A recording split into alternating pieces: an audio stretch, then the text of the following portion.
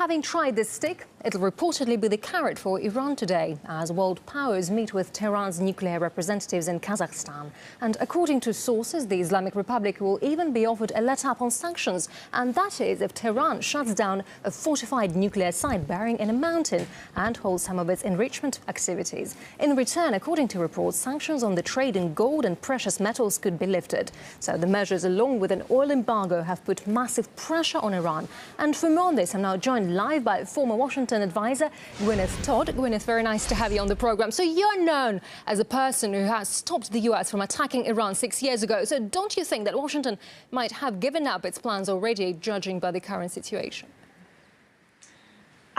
No, I don't think that Iran has any reason to give up its nuclear program. I think that Iran has a justified need to have a nuclear energy program and a nuclear medicine program.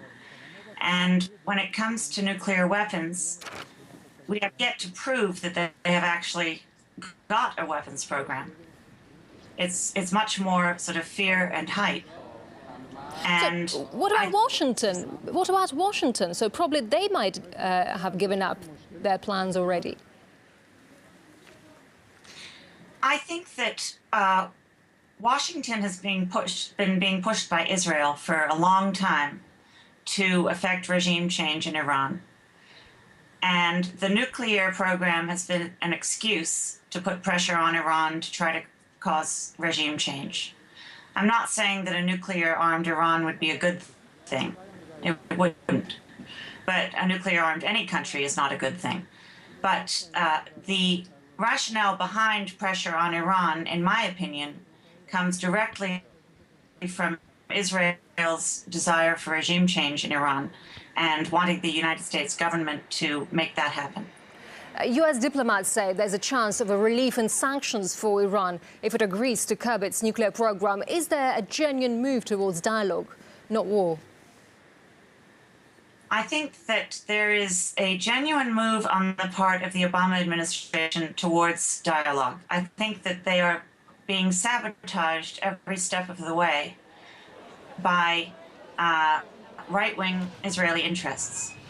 And I know that because during my time in the White House, I went through the same thing with the wrestling team, which just competed, as you probably saw, in Iran. That was a very big step forward, yet we were lobbied very heavily by the Israelis to stop that sort of rapprochement. And do you think if Iran agrees to this ultimatum, the worst-case scenario could be prevented? I'm not sure what the worst-case scenario is. I do not believe that there is a military answer to this. So I don't see that as a viable scenario. For the Iranian people, I think that it would be wonderful for them to be able to access medicine and food and to be able to have an economy that grows.